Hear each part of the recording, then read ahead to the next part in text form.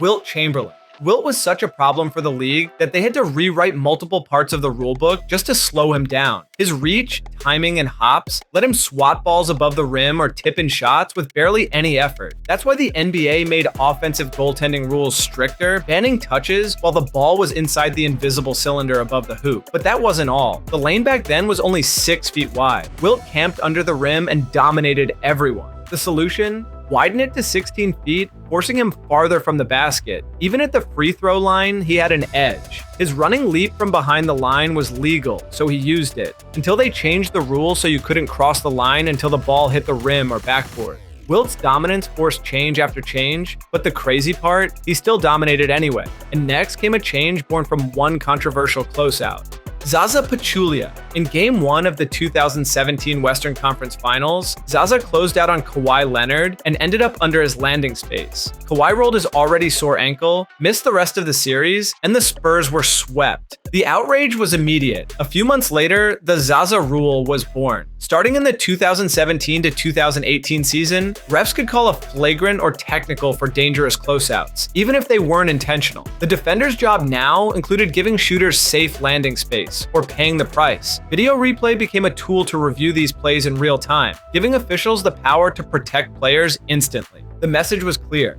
Reckless closeouts wouldn't be tolerated. The ripple effect changed how defenders closed out on shooters everywhere. But the next player on this list didn't just change defense, he forced the league to rethink offense entirely. Michael Jordan. Jordan was so unstoppable in isolation that teams cleared out one side of the floor just for him. The Bulls would space 4 guys away, leaving Jordan to cook defenders one-on-one. The league stepped in during the 1994-95 season with a new illegal offense rule, penalizing teams that overloaded one side without movement. That forced more ball rotation and off-ball action. Jordan still thrived, averaging nearly 30 a game, but teams had to get more creative. Defenses were also extremely physical with him, using hand checks on his hips and waist to guide him. Over time, the NBA cracked down on that too, making it harder for defenders to control offensive players with their hands. The result was a faster-paced, higher-scoring league. Jordan didn't just survive the changes, he helped define the modern style. And speaking of modern style, the next player's name is written into the financial side of the rulebook: Larry Bird. When the NBA created the salary cap in 1983, they knew teams still needed a way to keep their stars. The solution was the Bird exception, which let teams go over the cap to re-sign a player who had been with them for at least 3 consecutive years without leaving in free agency or being waived. Bird was the first to benefit, and the rule became known by his name. Over time, it evolved into tiers: full bird rights, early bird rights, and non-bird rights, giving teams flexibility to keep core players without tearing rosters apart. The Bird exception changed free agency forever, letting franchises maintain continuity while still chasing other big names. It's a piece of the game's business side that most fans don't think about, but it shapes every offseason. And the next star didn't just shape contracts, he redefined how fouls were called in the first place. James Harden. For years, Harden was a master at drawing fouls. He leaned into defenders, hooked their arms, and kicked his legs out after stepbacks to bait whistles. His free throw numbers were massive, leading the league for 7 straight seasons. But fans and coaches grew tired of watching games slow to a crawl. Before the 2021-22 season, the NBA instructed refs not to reward non-basketball moves. That meant no more fouls for unnatural contact like jumping sideways or flailing legs. Harden's free throw attempts plummeted and games sped up. The change forced offensive players to adjust, scoring through skill instead of bait. Harden adapted by passing more and picking his spots, but the era of living at the line was over, and while that changed shot creation, the next player's rule completely altered the end of games. Shaquille O'Neal, in his prime, Shaq was almost impossible to stop inside, so teams resorted to hack a Shaq, fouling him intentionally, even off the ball, to send him to the line. Since Shaq struggled at free throws, it was a brutal but effective strategy, and it slowed games to a crawl. Fans hated it. And in the 2008-09 season, the NBA added a rule. In the final 2 minutes, any foul away from the ball resulted in 1 free throw plus possession for the offense. It made Hack-a-Shaq too costly to risk late in games. While this came after Shaq's peak, it was directly inspired by him. The adjustment forced coaches to defend honestly in crunch time, keeping games moving and more exciting. And while Shaq's rule was about slowing the clock, the next one targeted a move that sped up foul calls: Dwayne Wade.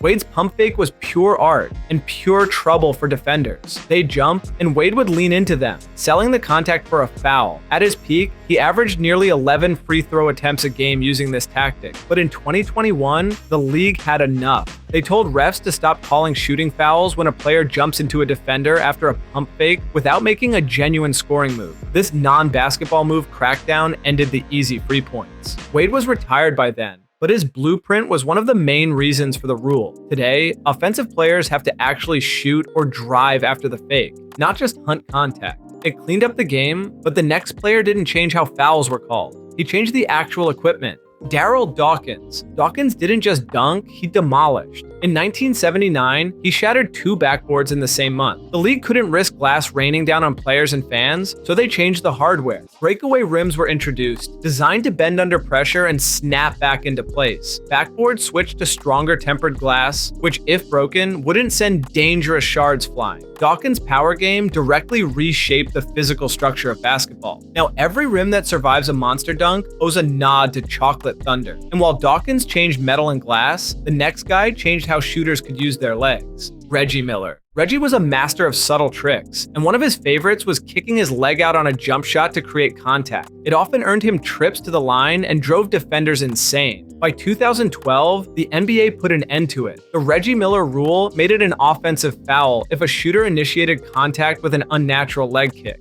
Referees were trained to spot it immediately. The rule wasn't just about Miller, other stars used similar tactics, but his name stuck to it. It kept defense fair and reduced cheap fouls that slowed games down. And just when you thought timing couldn't get more precise, the next section shows how fractions of a second became law. Trent Tucker. On January 15th, 1990, Tucker hit a game-winning 3 with just 0.1 seconds left on the clock. The Bulls protested, saying it was physically impossible to catch and shoot that fast.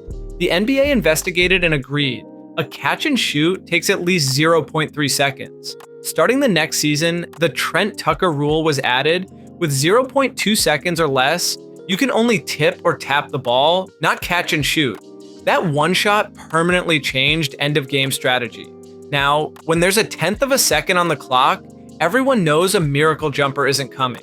But sometimes, the change isn't about timing, it's about tone. Rasheed Wallace. Rasheed had skill, swagger, and a short fuse. He argued with refs so much that he racked up more technical fouls than anyone in NBA history, including an absurd 41 in a single season. Back then, the punishment was just a fine, and for Rasheed, that was like paying a cover charge. The league finally decided it needed real consequences. In 2005, they introduced a new rule. Any player who hits 16 technical fouls in the regular season gets an automatic 1-game suspension, with another suspension for every 2 techs after that. In the playoffs, the threshold drops to 7. Rasheed was the face of the change, with his name coming up in press conferences and training sessions as the example. The new limits made players think twice before chirping at officials. And while that rule was about emotions, the next one was about protecting a team's future from self-inflicted disaster. Ted Stepien. Ted Stepien's time as Cavaliers owner in the early 80s was a cautionary tale. He made bad trades, hired and fired coaches at random, and worst of all, he traded away Cleveland's first-round picks for 5 straight years. Other teams used those picks to draft future stars while the Cavs spiraled. The league stepped in, freezing Cleveland's ability to trade first-rounders, and then created the Stepien rule in 1984. The rule prevents any team from trading its first-round pick in consecutive future drafts unless they get another one back. It's a safeguard against owners wrecking their team's long-term future. Stepien's mismanagement was so infamous that his name is still brought up every time a blockbuster deal has to be structured around the rule. And while Stepien's legacy is about protecting assets, the next player's rule came from a fight over the way the game should be played. Kareem Abdul-Jabbar. Before he became an NBA legend, Kareem was Lou Alcindor at UCLA, and he was unstoppable. Standing 7 feet 2 inches, he dunked over everyone. The NCAA's solution in 1967 banned dunking entirely. They claimed it was for safety, but many believed the Alcindor rule targeted dominant black athletes after Texas Western's all-black starting 5 won the national title in 1966. The ban lasted nearly a decade, forcing Kareem to find another weapon, the skyhook. It became one of the most iconic shots in basketball history and nearly impossible to defend. In 1976, the dunk ban was lifted, but by then, Kareem had already built a legacy on skill skill and finesse instead of sheer power. The rule tried to limit him, but it only made him more dangerous. And speaking of dangerous, our next player's crossover had defenders begging for mercy. Allen Iverson. Iverson's crossover was electrifying and controversial. He'd hesitate just enough to slide his hand under the ball, blurring the line between legal dribbling and a carry. The league didn't create a new rule, but refs started enforcing carrying violations far more strictly because of him. Iverson also changed the NBA off the court. His tattoos, braids, and baggy clothes became part of his identity. But in 2005, the league introduced a dress code requiring business or conservative attire for official team activities. It was widely seen as a direct response to Iverson's style, sparking debates about culture, image, and individuality. Iverson pushed back hard, calling the rule unfair, and over time, the league relaxed it. His influence reshaped both the aesthetics and the enforcement of the game. But long before Iverson, another big man had already forced the NBA to redraw the paint: George Mikan. In the early 1950s, George Mikan towered over the competition. At 6 feet 10 inches and over 240 pounds, he dominated inside with little resistance. The lane at the time was only 6 feet wide, letting him park under the basket and control the game. To counter his dominance, the league doubled the width to 12 feet in 1951, the Mikan rule. That same year, they added the offensive 3-second rule, preventing players from camping in the paint. These changes forced more movement, opened the game up, and made post-play more dynamic. Even with the rule changes, Mikan still led the league in scoring and rebounding. His style was so dominant that the NBA had no choice but to adapt. And years later, another dominant forward would also have the league looking at its stopwatch: Charles Barkley. Barkley's back-to-the-basket game was a nightmare for defenders, but a nightmare for pace, too. In the 90s, he could back a guy down for 15 seconds before making his move. It was effective, but it slowed games to a crawl. In 1999, the NBA responded with the 5-second back-to-the-basket rule. If a player is dribbling with their back or side to the basket below the free throw line extended, they have only 5 seconds to make a move or pass. It sped up possessions and kept the game flowing. Barkley wasn't breaking any rules before, but his style pushed the league to make post-play faster and more decisive. And while Barkley's rule was about pace, the next one was about putting limits on offensive trickery.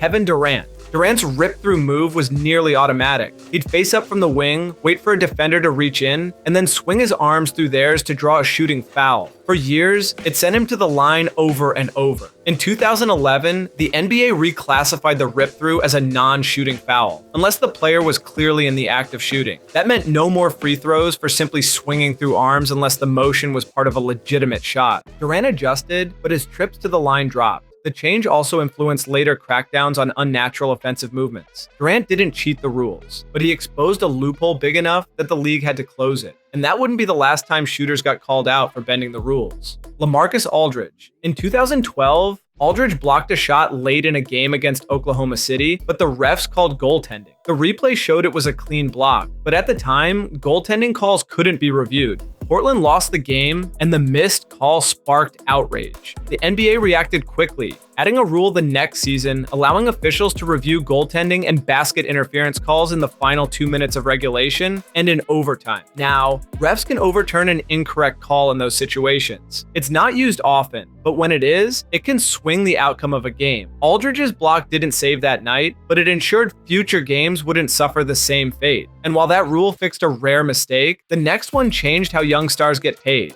Derrick Rose. In 2011, Rose became the youngest MVP in NBA history at 22 years old. But under the existing rules, a player finishing their rookie deal could only sign an extension starting at 25% of the salary cap, even if they'd won MVP or made multiple All-NBA teams. During the 2011 lockout, the Players Association pushed for change, and the Derrick Rose rule was born. Now, players finishing rookie deals who meet certain criteria, MVP, Defensive Player of the Year, or multiple All-NBA selections, can sign for up to 30% of the cap. Rose was the first to benefit, signing a 5-year, $94.8 million extension. The rule has since helped other young stars secure massive deals earlier, giving teams a better chance to keep franchise players long-term. And speaking of keeping stars in check, the final rule on our list was built to stop defenders from steering them like shopping carts. Derek Harper. Harper was a hand-checking master. In the early 90s with the Knicks, he'd keep a hand or forearm on his man constantly, steering them where he wanted. It was legal, but it made scoring tough and games slow. In 1994, the NBA began restricting hand-checking, banning it in the backcourt, and limiting it above the free throw line.